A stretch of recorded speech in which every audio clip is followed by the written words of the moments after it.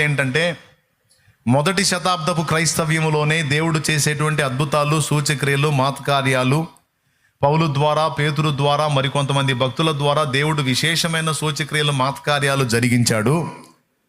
అవి అప్పట్లోనే ఆగిపోయినాయి. ఇప్పుడు అవి రన్నింగ్లో లేవు.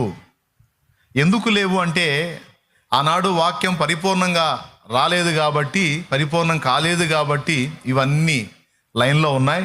ఇప్పుడు దేవుని వాక్యం వచ్చింది కాబట్టి ఇక వాటితో అవసరం లేదు, ఈ వాక్యమే చాలు అని ఒక బోధని తెర మీదకి తీసుకొచ్చారు. కొన్ని సంవత్సరాలుగా ఇది బోధించబడతా ఉంది.